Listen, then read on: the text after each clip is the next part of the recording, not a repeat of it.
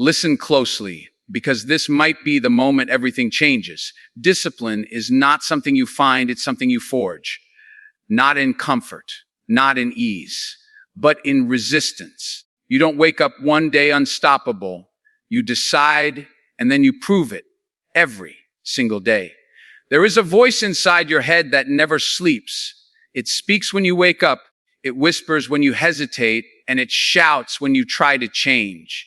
Most people assume that voice is who they are, but that assumption is where they lose control. Your mind is a tool, not your master. The moment you believe every thought you think, you surrender your power. Discipline begins the instant you step back and realize not every thought deserves your attention, your belief, or your action. Some thoughts are fear wearing a mask. Some are comfort disguised as logic. And if you don't learn to separate truth from illusion, your mind will keep you trapped in cycles you were meant to break. Understand this clearly. Your mind is designed for survival, not success. It wants comfort, safety, and familiarity. It will tell you to stay in bed, to avoid risk, to delay effort. It will convince you that tomorrow is a better time, that later is smarter, that you're not ready yet, and it will sound reasonable when it does. That's what makes it dangerous. Because the voice that keeps you average doesn't sound like an enemy. It sounds like you. That's why mastering your mind is not about silencing it completely, but about questioning it, challenging it, putting it on trial instead of blindly obeying its commands. When you begin to observe your thoughts instead of reacting to them, something powerful happens. You create space. Space between stimulus and response. Space where discipline is born. In that space, you get to choose. Not based on emotion, not based on impulse, but based on purpose. You stop saying, I feel like doing this. And you start saying, this is what needs to be done. That shift is everything, because feelings are temporary, but disciplined actions create permanent results. The more you practice this separation, the less control your impulses have over you. You become the one steering the ship, not the waves pushing it around. But make no mistake, this is not easy work. Your mind will resist being controlled. It will fight back with doubt, with fatigue, with distraction. It will remind you of past failures. It will exaggerate your fears. It will try to pull you back into old habits because that's where it feels safe. And this is where most people break. They think discipline means feeling motivated all the time. It doesn't. Discipline means acting despite the noise, acting when your mind tells you to quit, acting when your emotions are unstable. It's the ability to say, I hear you, but I'm not listening, and then moving forward anyway. You have to train your mind the same way you train your body, through repetition and resistance. Every time you choose focus over distraction, you strengthen control. Every time you ignore an excuse and take action, you build authority over your thoughts. And over time, your mind begins to adapt. It stops questioning every move. It starts aligning with your decisions. But that only happens if you stay consistent. One moment of weakness won't destroy you, but repeated surrender will. Discipline is not built in grand gestures. It's built in the quiet moments when you choose to stay in control, even when no one is watching. At the highest level, mastering your mind is about identity. It's about becoming someone who does not negotiate with excuses, someone who doesn't wait for the perfect mood or the perfect conditions. You become the kind of person who decides and then executes. That's when discipline becomes automatic, not because it's easy, but because it's who you are. And once you reach that point, your mind is no longer a battlefield. It becomes an ally, focused, sharp, controlled. And when your mind works for you instead of against you, there is very little in this world that can stop you. Most people waste their lives fighting battles they were never meant to win. They stress over opinions, outcomes, and circumstances that sit completely outside their control. They replay conversations, worry about what others think, and try to predict the future as if anxiety could somehow shape it. But it doesn't. All it does is drain your energy, cloud your judgment, and pull your focus away from the only place where real power exists, your own actions. Discipline begins when you draw a clear line between what you can control and what you cannot, and then refuse to cross that line with your attention. You cannot control how people perceive you. You cannot control unexpected setbacks, sudden changes, or the way life unfolds in ways you didn't plan. And yet, people spend hours, days, even years trying to manage these uncontrollable forces. It's like trying to hold back the ocean with your hands. Exhausting and pointless. The truth is simple, but not easy to accept. The more you try to control the uncontrollable, the more powerless you become, because your focus is scattered, your energy is wasted, and your discipline weakens under the weight of things you were never meant to carry. But what you can control is powerful. You control your effort. You control your attitude. You control how you respond when things go wrong. And that is more than enough, because your response to life is what shapes your reality, not the events themselves. Two people can face the same obstacle. One breaks, the other builds strength. The difference isn't the situation, it's the mindset. When you take full ownership of your reactions, you stop being a victim of circumstances and start becoming the architect of your life. There is a kind of freedom that comes with letting go. Not the kind that makes you careless, but the kind that makes you focused. When you stop worrying about outcomes, you start concentrating on execution.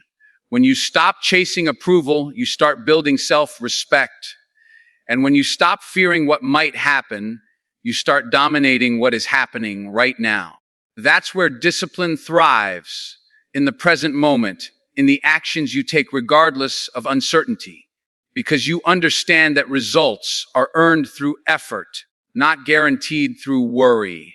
This doesn't mean you stop caring. It means you care differently. You care about showing up, about doing your best, about maintaining your standards no matter what chaos surrounds you.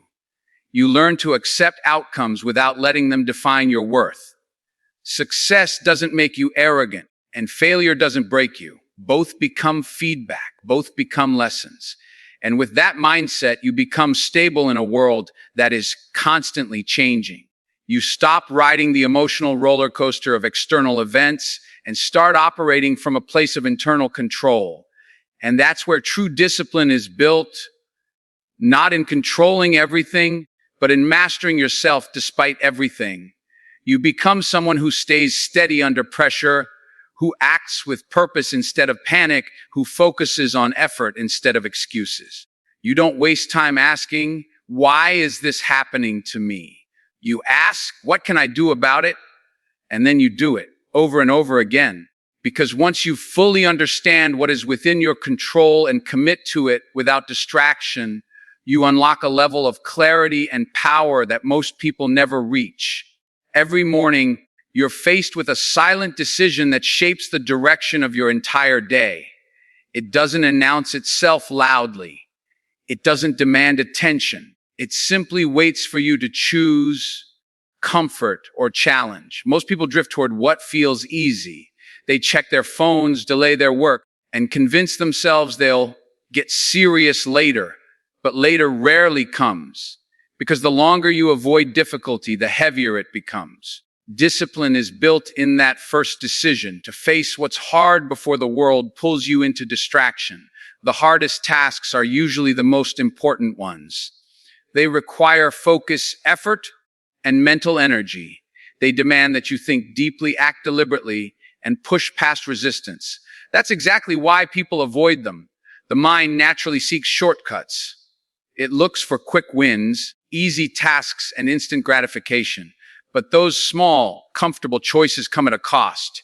Every time you delay what matters most, you train yourself to run from pressure instead of rising to meet it. And over time, that habit becomes your default setting. When you choose to do the hard things first, you flip that pattern. You send a clear message to yourself, I am in control. You don't wait for motivation to appear. You don't negotiate with your feelings. You act because you've decided that your goals matter more than your comfort. And that action creates momentum. Once you've tackled the most difficult part of your day, everything else feels lighter. Your confidence rises, your focus sharpens, and your discipline strengthens. You've already proven to yourself that you can handle resistance. There's also a psychological edge to this approach. When you delay difficult tasks, they don't disappear. They follow you. They sit in the back of your mind, creating stress, tension, and distraction. You might be doing something else, but part of your attention is still tied to what you're avoiding. That split focus drains your energy and reduces your effectiveness. But when you confront the hard task early, you eliminate that mental burden. You clear space in your mind, allowing you to operate with clarity and purpose for the rest of the day. Doing the hard things first also builds resilience. It conditions you to become comfortable with discomfort. And that's a powerful advantage because life doesn't get easier. You get stronger. When you consistently choose challenge over ease, you train your mind to stay steady under pressure. You stop overreacting to difficulty. You stop seeing obstacles as threats. Instead, you begin to see them as opportunities to grow, to sharpen your edge, to prove your discipline. And that shift changes everything about how you approach your goals. But this habit requires commitment, not once, not occasionally, but daily. Some days the resistance will feel stronger. Your mind will offer better excuses. Your body will feel heavier. And in those moments, your decision matters even more. Because discipline isn't tested when things are easy. It's revealed when they're not. You have to remind yourself why you started, what you're working toward, and who you're becoming. And then you act regardless of how you feel. Over time, this practice transforms you. You stop fearing hard work because you've made it part of your identity. You don't wait for the right time because you've learned that the right time is now. And while others are still hesitating, still planning, still avoiding, you're already moving forward, already building momentum, already becoming someone who doesn't back down from difficulty, but steps into it with purpose and control. There's a myth that holds a lot of people back, the belief that success comes from sudden bursts of effort, from moments of extreme intensity, where everything changes overnight. People wait for that surge of motivation, that perfect day when they feel unstoppable, when they can give everything at once. And when that feeling fades, as it always does, they stop, they slow down, they disappear from their own goals. What they don't realize is that intensity is unreliable. It comes and goes like a wave. But consistency is what builds something real. You don't need to be perfect every day. You don't need to operate at your peak every moment. What you need is repetition. Showing up again and again, even when the effort feels small, even when the progress feels invisible. Because discipline isn't built in dramatic moments. It's built in ordinary days. It's built when you choose to act despite boredom, despite fatigue, despite the absence of excitement. Anyone can go all in for a day. Very few can stay committed for months, for years, without applause, without immediate results. That's where the real separation happens. Consistency creates momentum, and momentum changes everything. When you take action daily, no matter how small, you reduce the resistance of starting. You stop overthinking. You stop negotiating with yourself. It becomes automatic, like a rhythm you fall into. And once that rhythm is established, it carries you forward even on your worst days. You might not perform at your best, but you're still moving, still progressing, still reinforcing the habit of discipline. And over time, those small efforts compound into something powerful, something that looks like overnight success to those who weren't paying attention. There's also a deeper transformation that happens through consistency. It reshapes your identity. When you consistently show up, you stop seeing yourself as someone who trees and start seeing yourself as someone who does. You become reliable to yourself. You build trust with yourself. And that trust is everything. Because once you know you can depend on your own actions, you stop doubting your ability to reach your goals. Confidence is no longer something you chase. It becomes a byproduct of your behavior. Intensity, on the other hand, can be deceptive. It feels productive, it feels powerful, but without consistency, it burns out quickly. You push too hard too fast, and then you crash. You take long breaks, lose momentum, and have to start over again and again. That cycle keeps you stuck. It gives the illusion of effort without the results of discipline. True progress doesn't come from how hard you can go once. It comes from how long you can keep going without stopping. Consistency also teaches patience, and patience is a form of strength. In a world that demands quick results and instant gratification, staying committed to a long-term process sets you apart. You learn to appreciate gradual improvement. You stop rushing outcomes. You understand that mastery takes time, and you're willing to invest that time without losing focus. That mindset protects you from frustration, from comparison, from giving up too early. Because you're not chasing fast results, you're building something that lasts. And the truth is, consistency doesn't require perfect conditions. It requires a decision, a standard you refuse to break. Some days will be harder than others. Some days you'll feel strong, other days you'll feel drained. But the commitment remains the same. You show up anyway. You do the work anyway. Because you've made a promise to yourself, and you intend to keep it. That's what makes consistency so powerful. It turns discipline from something you struggle with into something you live by every single day.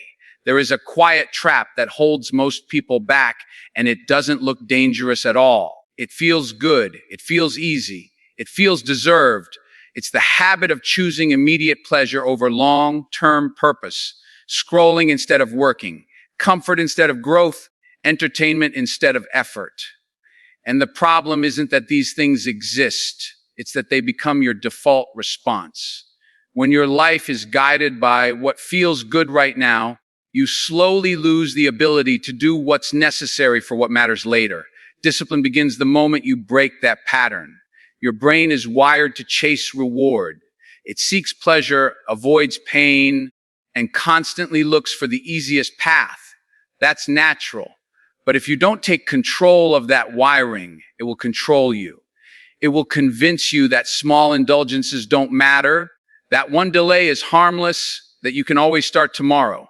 And over time, those small decisions stack up.